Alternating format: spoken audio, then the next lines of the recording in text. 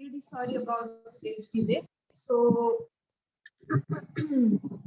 let's begin today's class. Morning. Very good morning to you. How are you? Fine, thank you. Fine, and you? Yes, I'm good. I'm good. Thank you so much. So let's begin today's session. Back neck straight. Gently close the eyes and start observing the breath.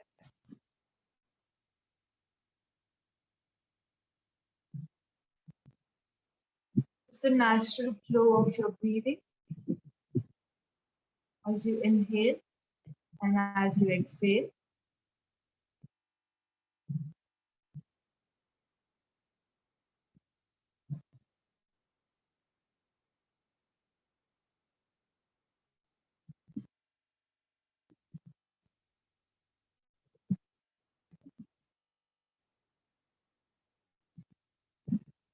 And when you feel ready, begin to deepen your breathing.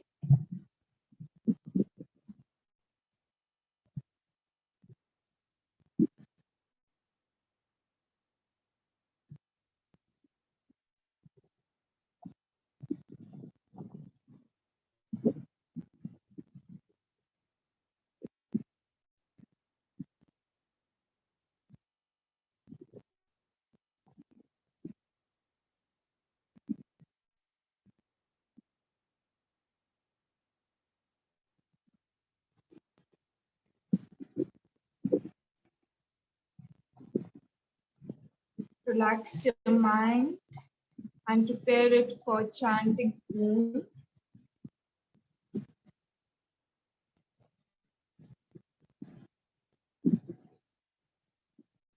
Inhale deeply for Om.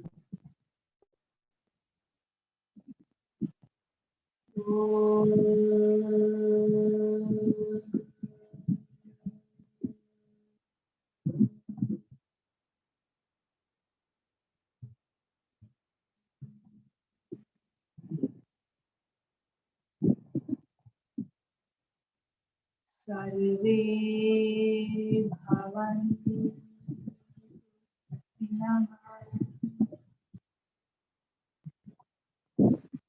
sarve santu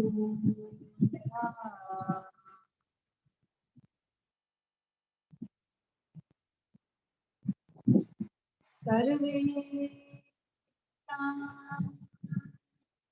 pashantu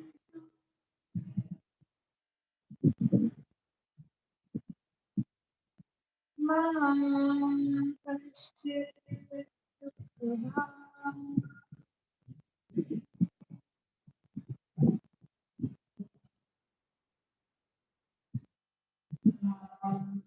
kaschit dukkha.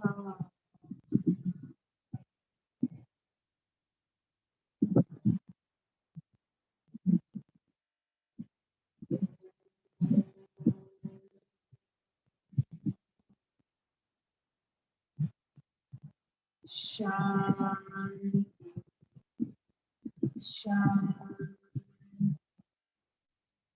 Shanti.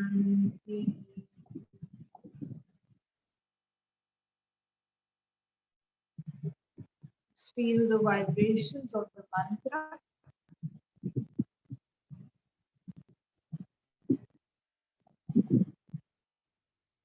Join the palms together and rub them together.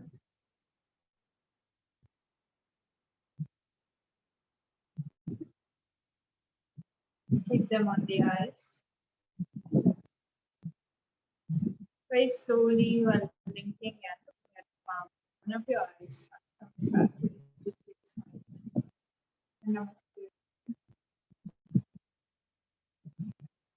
Let us begin today's session.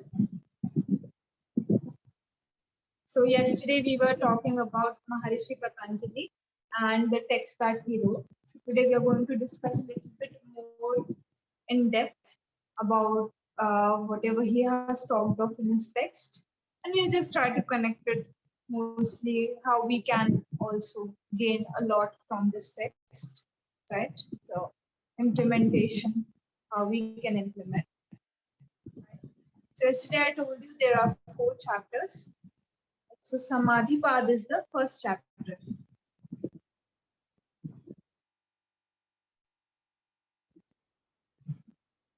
This chapter has 51 verses.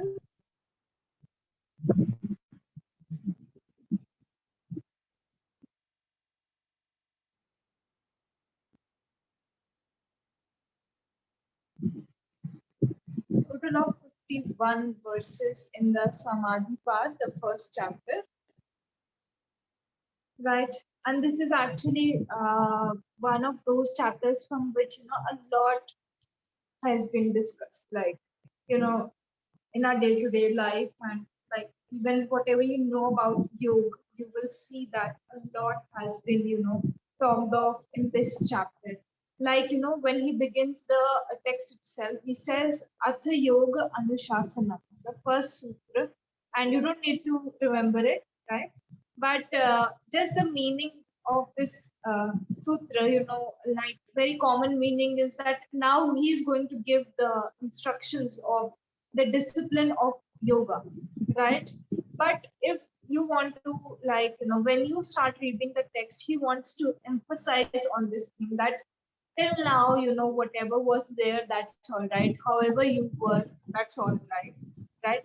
But when you start receiving this information, so now, from now onwards, you are going to completely change, right? Your own, uh, perception, your thinking, right? And you're going to be in discipline, right? So not only did he call yoga a discipline, uh, from now onwards, you're going to be disciplined. Now, then he drew a line between the previous you and the current you, which is now getting this knowledge. So from now, this discipline, this set of instructions is being given to you. So even discipline in both forms, one as a way of, a subject being a discipline, and second thing, now you're going to be disciplined, right? From now onwards, whatever I'm going to give, it requires a sense of discipline, right? For you to follow up on it, right?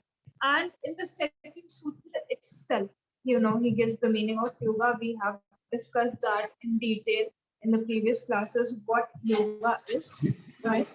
And then he moves on, like, to tell us about what the process of yoga does, right? So he gives the result of this state of mind that yoga is, right? And then he says that if you are not in that state of mind, then what will happen, right? If you are in that state of mind where the vrittis are now completely gone, right? You have finished the mental modifications, the fluctuations that exist. He said that you will be established in your own pure consciousness, right? And if you do not go into this process, then your chitta, the mental field is going to be full of vrittis, right? There are going to be fluctuations. After which he begins to explain in detail what vrittis are. So this is the point where he elaborates on the vrittis, and he has a very beautifully explained each and every vritti. So he talks of 5 vrittis overall.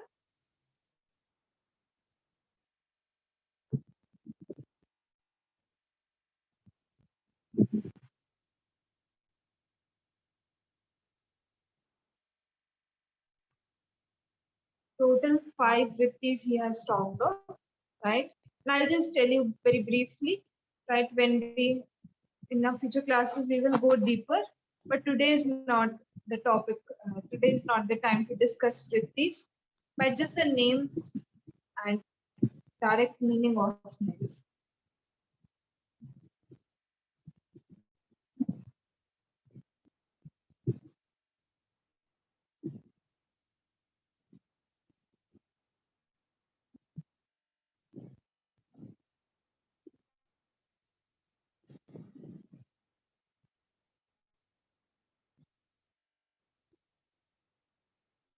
So first is Praman, Praman, Praman. or right knowledge.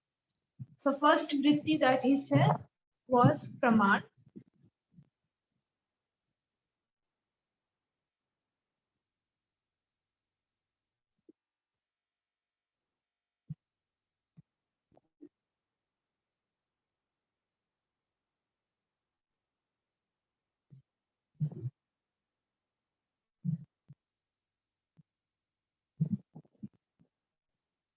Then viparyaya, which is wrong knowledge. So right knowledge, it is a mental fluctuation. In the mental field or your chitta, it's a fluctuation, basically, right? When we talk of wrong knowledge, that is also causing a fluctuation, right? Whenever you perceive some form of knowledge, either it is right or wrong, yeah, and both of them cause a fluctuation in the chitta or the mental field, right? So VIPARYA, sorry, that is YAYA. That's not X. So typing error.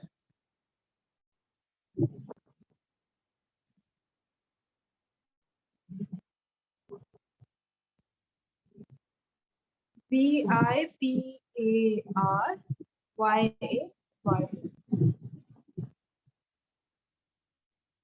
Then the third one is Vikalp.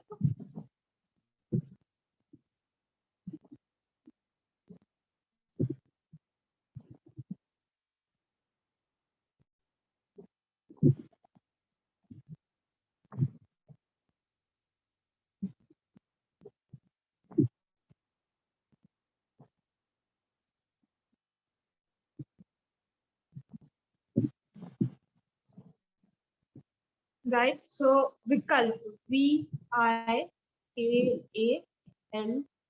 Vikalp. Imagination or false knowledge. Right? One is the correct knowledge, then there is wrong knowledge, and then there is false knowledge. So all of these things, despite the whatever quality basically the knowledge has, it's causing some sort of fluctuation in the chitta.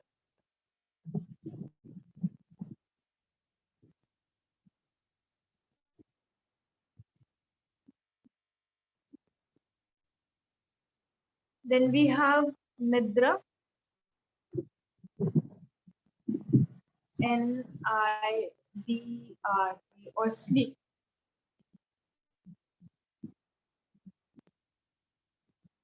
And last one we have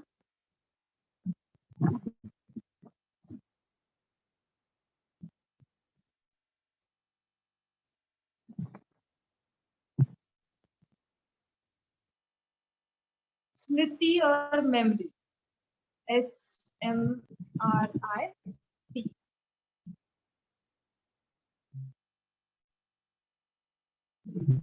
So Praman, Viparya, Vikalp, Nidra, and Smriti, all of these things, your sleep, your memory, the knowledge you attain, either right, wrong, or false, all of these are causing some fluctuation in your mental field.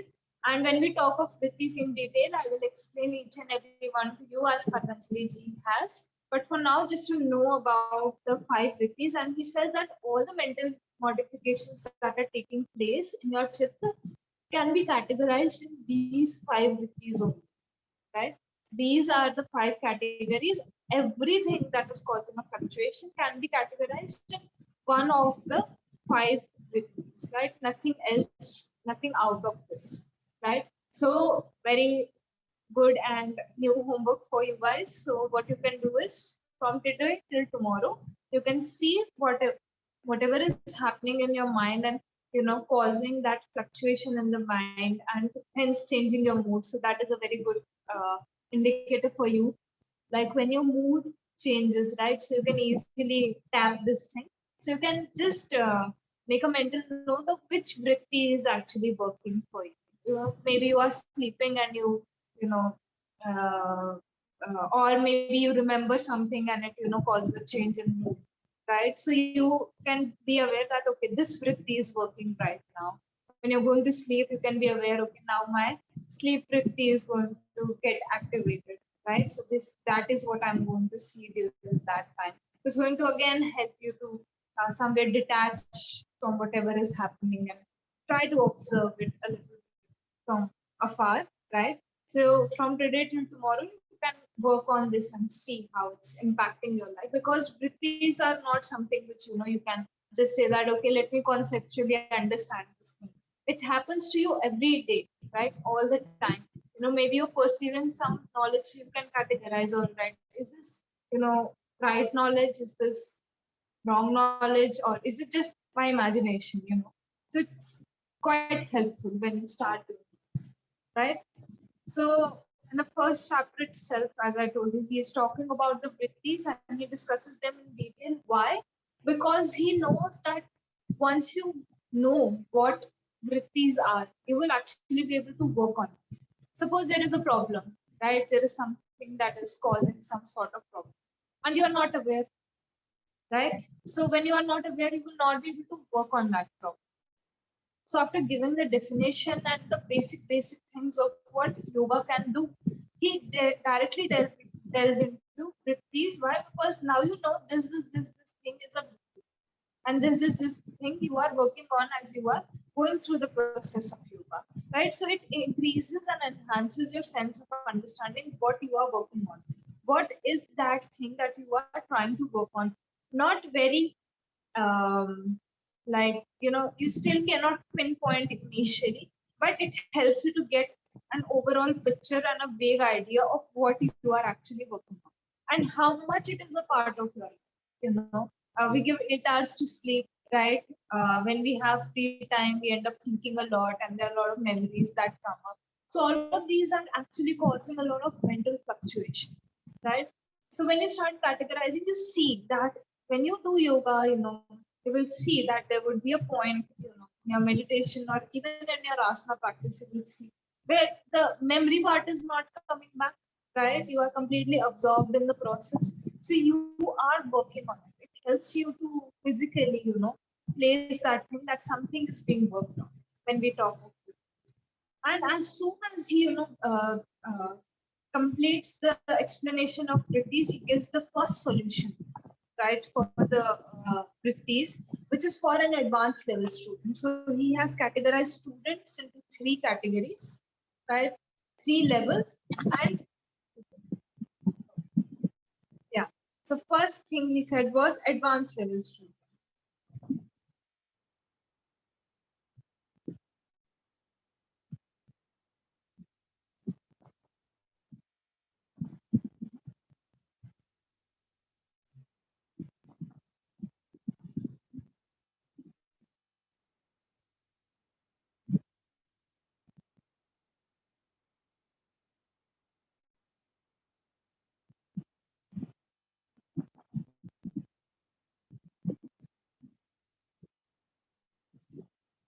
Right. So Patanjali ji, was very intelligent man. So he knew, the person who is at a very advanced level will not have much time, right? So will not have much time to place into like, reading the entire text and at the end, seeing what the advanced level student is supposed to do, right? Because I told you it's in a thread form, right? So if it's in a thread form, then normally how we put the information, we generally give the basics and then we go to the advanced level. But Patanjali ji, he knew that the yoga practitioner, whoever is practicing, wanting to practice and go deeper into the practice of Raj Yoga, the advanced level student is the one who is going to have the least time to research, right? The advanced level student would directly need something to implement, right? Immediately work on. So you will see that in his first chapter, he addresses the advanced level student and gives the way for the advanced level student to proceed on the path of it. And he said that abhyas and vairagya, right? So practice and detachment. This is the meaning. Abhyas means practice, right? And vairagya means detachment. So ABHAYASA,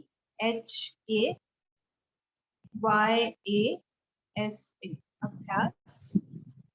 Vairagya is VARI, 𝐿-G-A-Y. Right? So he said advanced level student can get free only after reading what the advanced level student has to do, and then they can continue their journey. And I will discuss this in detail also, but very briefly, let me give you a hint, an idea of why he said this thing. Because advanced level student has already chosen the practice and has been working for years and years on that practice. So he said that, incorporate these qualities in whatever work you are putting. So the practice, when he explains practice, he gives certain qualities of the practice, like it should be continuous.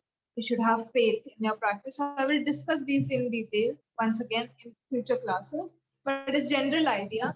So already the person is on the path for years and years and has been putting in a lot of work. So he just asks them to QM these last few processes which will help them to reach their final goal.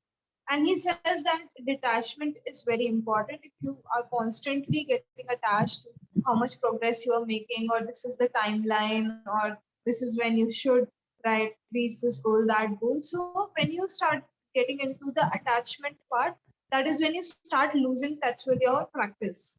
Right? I can only focus on one thing. Right? So advanced level student can only focus on one thing, right? So he said that either you can focus on, placing a timeline, being attached to your practice, and placing that sort of expectation on you, or you can completely focus on the practice and be detached from everything else, right? Be detached from all the thoughts and expectations that you are placing on yourself. So for us, like, this basic understanding is very important. When we discussed again at a very high level, because according to advanced level student, but he said that there is a sense of detachment that gets induced with your practice also. Like for you guys also, maybe today you started your course, and by the end of the month, you will see a lot of changes in yourself with your asana, pranayama practice, meditation practice. You will see how now little things are not bothering you that much. And that is the result of your practice. That is nothing else but the result of your practice. It's not that you don't get bothered, like the thing is not happening anymore, but you are getting less and less triggered. Why? Because now you're putting your energy somewhere which is helping you to get free from all of these day-to-day sufferings, which you generally get caught up in, right? So this detachment and this practice is what is going to take the advanced level student to the end point. Nothing else has to be done, right? Whatever the student is doing already, these two qualities can be imbibed, and final goal will definitely be reached, he said, right? And in this chapter itself, he discusses the concept of Om as well. Pranav, you will do this in your meditation classes as well. Pranav meditation or meditation, right? So Om is a very, commonly discussed topic when you come into yoga, especially, right? So Om is, you chant Om also to open the class, to end the class. So, he has also talked of Om. So in Patanjali's text, you will find it in the first chapter itself. And he, eventually ends the chapter with the types of samadhi. So I told you yesterday there are different types of samadhi, right? And final point of the samadhi is Kaivalya, which is the fourth chapter, right? Kaivalya, when I was explaining. So he talks of the various types of samadhis, what they are, and we don't need to go that much in detail because we are still beginners, right? We are still trying to establish ourselves in our practices. So we don't need to go that deeply into it because it will just, entangle your mind into the terms and, the meaning. And that is what we have generally been doing, right? We are entangled in a world full of information. What we need is not more information. What we need is, uh, something totally different from that. So don't start like that. Is why I'm very careful when I say certain things. Why? Because mind, has this tendency to run after the meaning and wanting to understand, and it is good up till a point. But then you will see your mind is getting stuck over it, right? Which will stop you. Even in your meditation, it will start coming up, and then you will not have questions related to meditation or the technique of the meditation. You will have questions related to other intellectual topics of yoga. So that will stop your journey, right? So just brief mention because you are studying about the text. So then we move to the second chapter. So any doubt so far, anything you did not understand, or you know, um, right? Everything is clear. So then let's move to second chapter, right? The second chapter, as I told you, it's about sadhana, right? Sadhana path. Sadhana means discipline. So in second chapter, he talks about the intermediate level student. So he has gone in the opposite, I would say, order.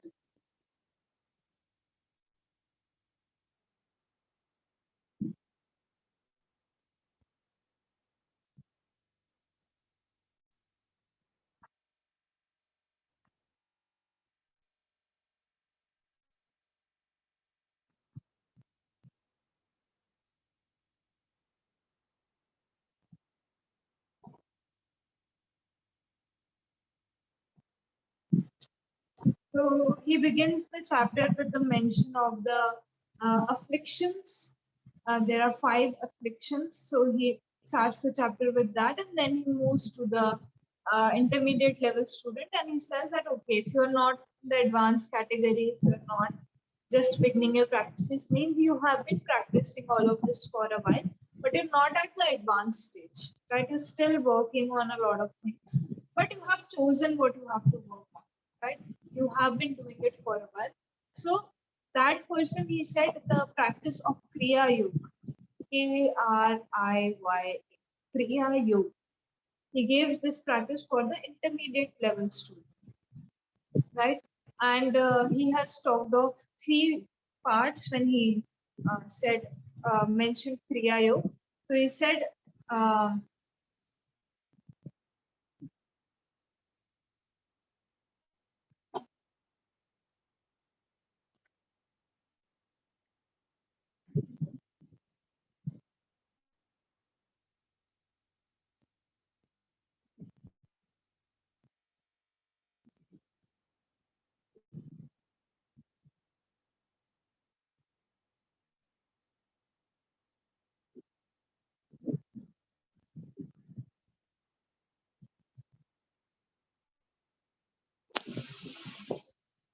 so tap, swadhyay, right? Tapas, swadhyay, and Ishwar Pranidhana.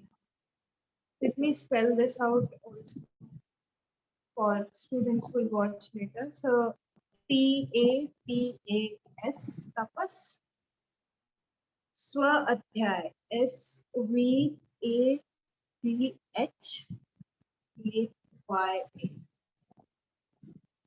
and Ishwar Pranidhan, ISHWAR, PRANIDHAN.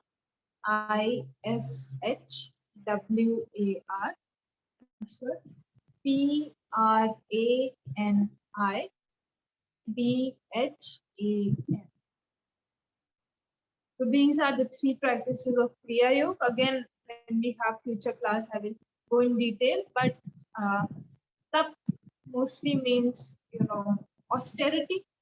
Directly translated, it means austerity, or even you will see the meaning heat, right? Then Swadhyay is self-introspection, self-study. So different aspects has to it. Again, I will go in detail later on. And Ishwar Pranidhan is surrendered to God. So these are the 3 qualities, the intermediate level student has to cue in, where they are, going into deep practice. So they are constantly working on increasing their mental will with the practice of tapas, right? Then swadhyay, constantly introspecting how their practice is going, how they are practicing, what they can improve. So introspection and going into deep study, right? So both the meanings. One is you are reading external texts, right, in order to gain a better understanding. Not reading fiction novels, nothing like that. Reading texts which will help you to introspect yourself and sitting for some time for reflection, right? and then surrender to God. So this is another quality you need to add to your practice. Once again, this helps in reducing your ego, working on your ego. When you surrender to someone or you surrender to a situation, you completely, you are open to whatever is going to happen, and you don't bind yourself or tie yourself up to something, right? So Ishwar Pranidhan greatly works on the ego and the sense of surrender. We have a need to control everything that is happening around us, which in turn, drives us so crazy with it, right? We uh, suffer so much because we want to control certain things, and when we see they are totally out of control, it causes so much mental stress and anxiety. So he says that when you choose to surrender, that is when you start getting free from this form of suffering, which goes very, very deep. Every day in our life we want to gain control over something, or we want to organize something in a way which in the way which in a way in which we want it to be. So that causes a lot of suffering when it doesn't turn out to be that way, right? So this is constantly happening in our lives as well. But intermediate level student, what will happen is will be able to incorporate these practices much more easily. So beginner level student won't be able to do it that quickly, right? Even though in beginner level student this does become a part, the Kriya Yoga is a part of the beginner level student also when we talk of yamas and niyamas. But again, the level at which the intermediate student will be able to implement it is totally different from a beginner level student, right? So then he comes to the beginner level student and he mentions the practice for a beginner level student. And he said that Ashtanga Yoga, the most famous one which everybody talks of.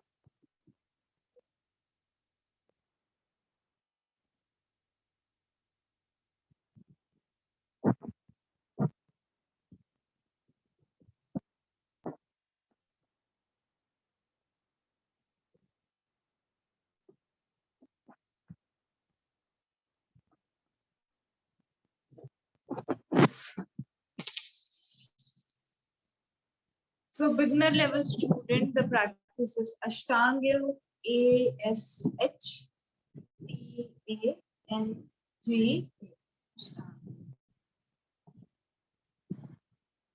Second chapter, he says, all right, if you are a beginner, now let me address the beginner. Right? The beginner has already read what stages are going to come, right? And then he comes to the text where his part is mentioned. Okay, if I'm just beginning on my path to Raju, what am I going to do? So he gives 8 limbs, like stairs, we climb the stairs, one by one. Don't take 2 stairs at a time, right? We try to take 2 or 3 steps sometimes, when we are going up. So he gave a step-by-step process when he said 1 step at a time, then go up 1 step at a time. And when you get established in them, then go up, right? So in that manner, Patanjali ji, highly systematized the concept of yoga, especially for people who were beginners, right? Because somebody who has been practicing, okay, they also need some guidance. Advanced level student also need some guidance, but beginner level doesn't even know where to be, right?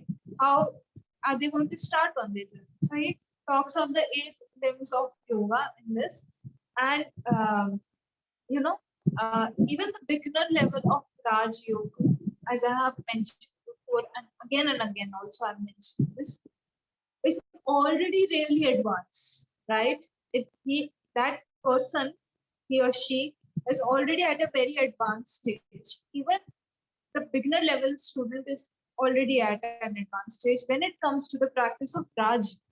Because if the person is not at that level, then they won't be able to take the step-by-step process. Then they will try to skip and jump, and they will not be able to establish their practice, right? So for them, someone who thinks that Raj Yoga is not for them, there are so many different schools of yoga, and we're going to discuss them in our future classes as well. So they can start from some other path. But Raj Yoga is like, you know, it beginner level student is also going to be quite ahead in this, basically, right? So you can start with Hatha Yoga, because right now feel you cannot follow the first two limbs. They're all about setting up the attitude and the mind to prepare for the meditation, right? So your yamas and niyamas, the first two limbs where I just write down the name. Or only of first two limbs. Later we will discuss all of them.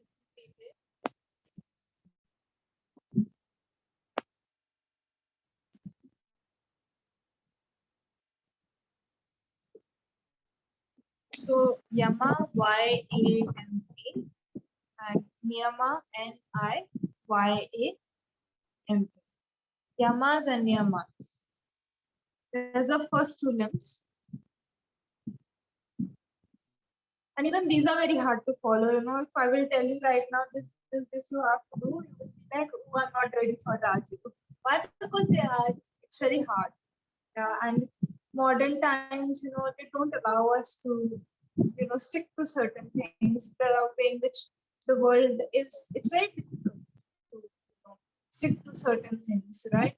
So even if we do not have that intention, we end up indirectly causing that kind of harm, right? So I'm not saying that you are intentionally going out of your way and doing certain things, but the best part about Raj Yoga is you naturally reach this state where you are in alignment with certain rules, with certain ways of dealing with the society and certain ways of conducting your own self. You naturally reach this stage. So why force it, right? Nobody likes getting forced, right? So don't force yourself. But yamas and niyamas for Raj Yogi, they come like very naturally to them, hence they are able to proceed on their path. Otherwise, they will end up in guilt or end up breaking the rules, and they won't be able to move ahead in their paths. Right? So yamas, niyamas form the first two limbs. Apart from that, there are 6 more limbs. So till the 5th limb, right? He explains it in the 2nd chapter itself. So first 5 limbs are explained in the 2nd chapter.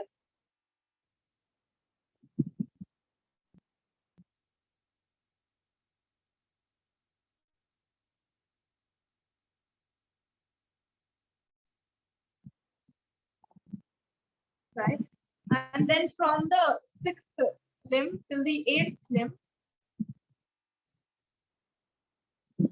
this is the opening of the 3rd chapter.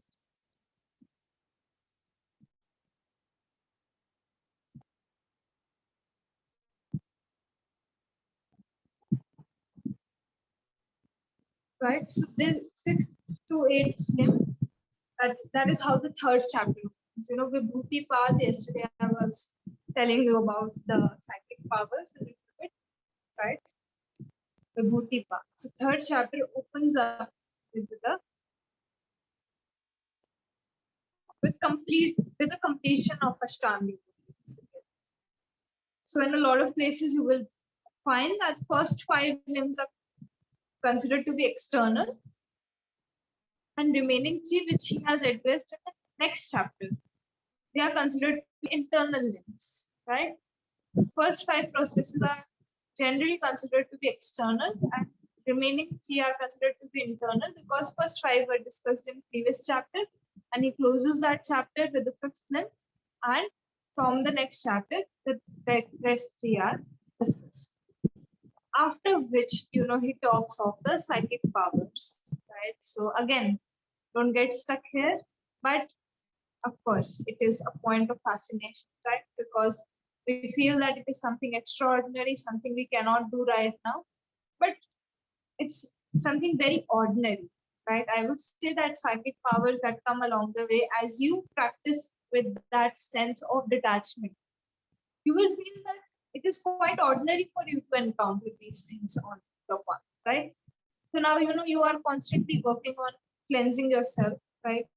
Yoga is a process of cleansing only. Right now, a lot of chaos that is created, and as you get rid of the defilements and the impurities of the mind, you come in contact with your true nature. So of course it was already there, right?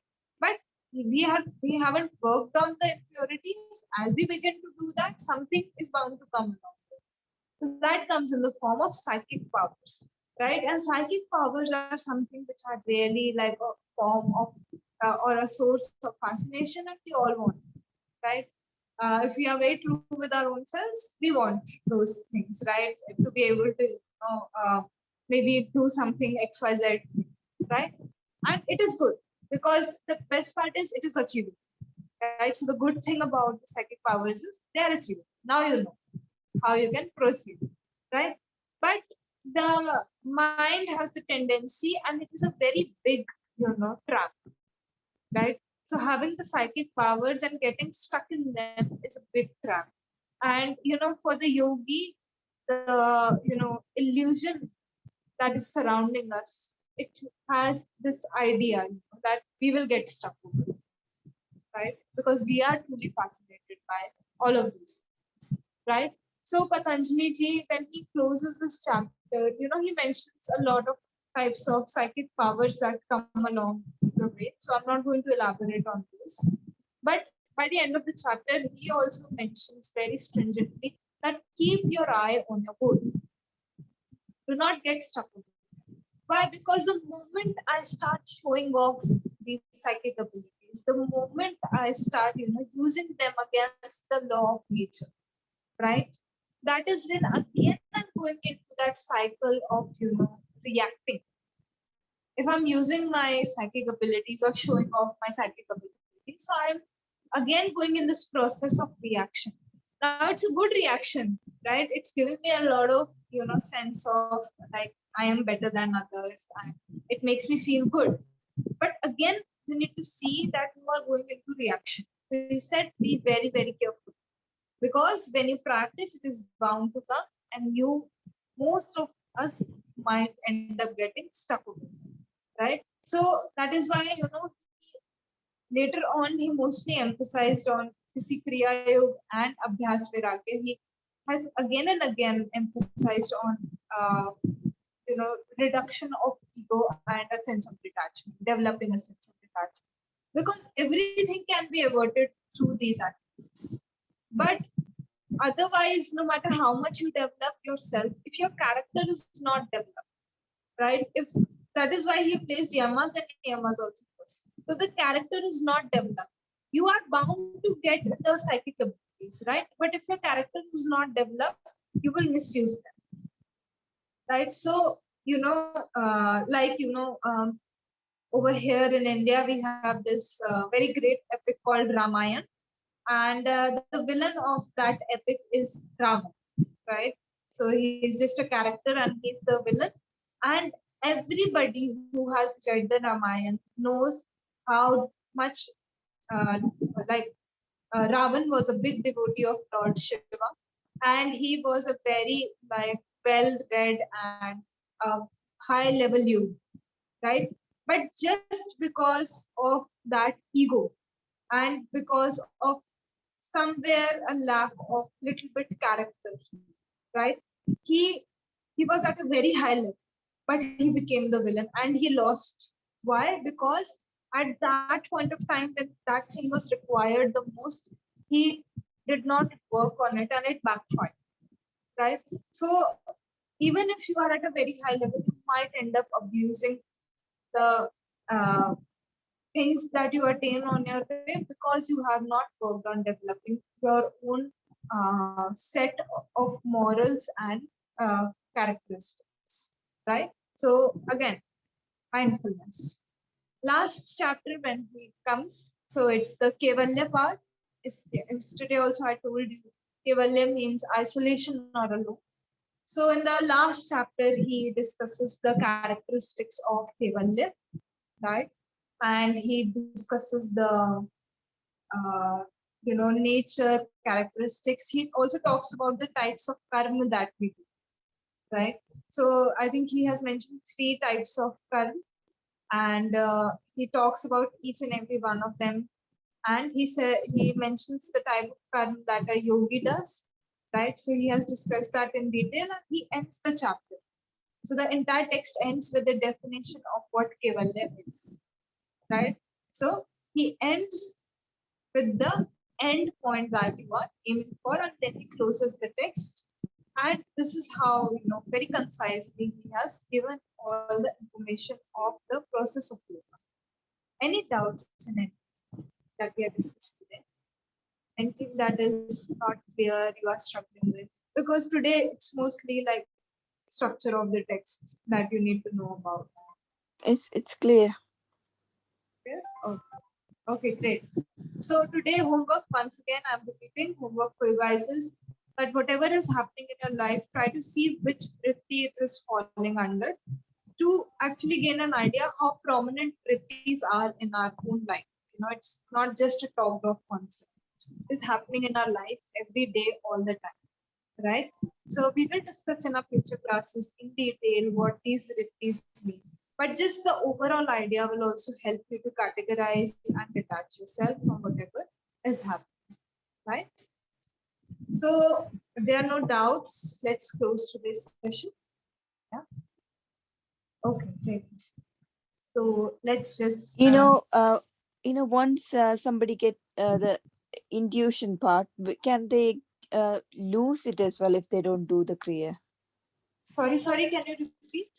If somebody have got like the what is it, like what were you saying, like the Psychic powers. yeah. Once they get it, can they lose it as well? See, so the method that he has given, if you not concentrate, he has given a method and he says that if you do this thing on a particular, like say, particular object or, body part, you will gain the knowledge of something, right? And that is what he calls. So I don't think you can lose them because, but of course, there can be a back trace also, like, like Ramayana I mentioned and Ravana I mentioned, right? So he also had a lot of skills. So it wasn't that his siddhis were gone. He was able to exercise them. Just his intention wasn't correct when he was using them. So that really backfired at that point of time, right? So he lost. You have done like lots of yogic things. So did you got that power? Sorry. You have done like lots of yogis has done like lots of work. So did you ever experience that? It doesn't matter what I have experienced or what I haven't experienced. Your experience is what matters. Even in your meditation, it doesn't matter what or pranayama or asana. It doesn't matter what your teacher can do or cannot do. It matters how they can direct you. Their work is to direct you, and their experience will never, help you. Why? Because you will get swayed away from your own. You will start imagining those things. You will start thinking that, okay, this person was able to do it, that, the entire world is stuck in this thing. They have started practicing and they have started, looking for people who can, who have psychic abilities, which really stops them because they're suspending their practice when they're putting that energy. So it doesn't matter what I have experienced, what I haven't experienced. Do I have any ability? No. I just asked you. I know, like I know it is true. I know it is true. So yeah, that is, I don't. It's the mind. See, it's the mind which is constantly, but you are still, uh, uh, you know, the mind, it has this, thing where it's going to again and again put this obstacle that this thing is going to come up. So that's okay. I answered your question, right? So no harm done, but keep working on your practices, right? You will find all the answers you're looking for. I assure you. No, I know. Yeah, thank you. So let's end today's session. So I'll just end with Om Shanti since it's already 12 and you have therapy class. So Om Shanti to everyone. I will see all of you in your pranayam class at 3 in the afternoon. Bye-bye and take care. Bye. Thank you. Bye.